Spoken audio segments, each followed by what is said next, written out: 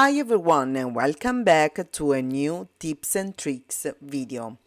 This is not a real step-by-step tutorial, but trust me, it's a video that can completely change your creative life. How many times have you tried to thread elastic cord, especially the thicker one, through gemstone beads and of course it just wouldn't fit? Well, I found this little trick that literally changed everything for me, and it's absolutely amazing. Let me show you what I did. First, I took a sewing needle, one of the thick ones. Then I inserted a small piece of fireline thread. You can also use cotton thread, but I choose fireline because it's much stronger. I inserted it into the eye of the needle and then brought the needle to the center of the thread. At this point, I closed the thread by tying double knots on both ends, creating a small loop. And now let me show you the magic, because honestly this trick is really incredible. It helped me so much when making bracelets with strong elastic cord, especially when threading gemstone beads onto it. Next, I take the elastic cord and insert it into the loop we just created. Then I start threading the beads onto the needle one by one and voila!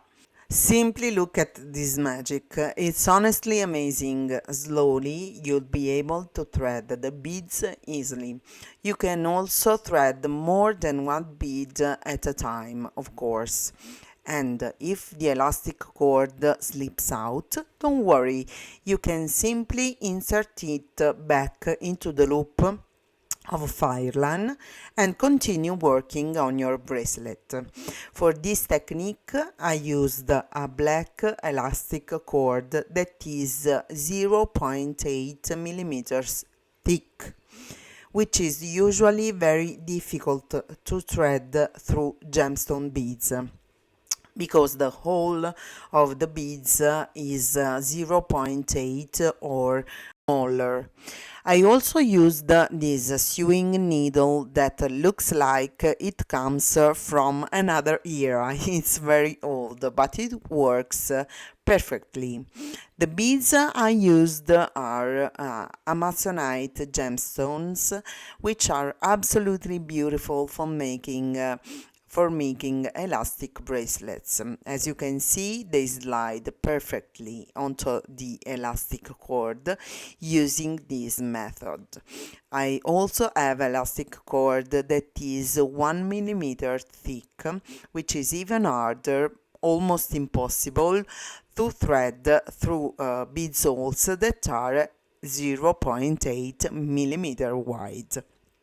I really want to test whether this technique works with the 1 millimeter elastic cord as well.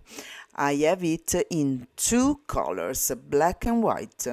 If you want to make elastic bracelets, this honestly is the only type of elastic cord I feel comfortable recommending. So I really hope this video was helpful for you. Let me know what do you think in the comments, and please leave me some ideas for future videos.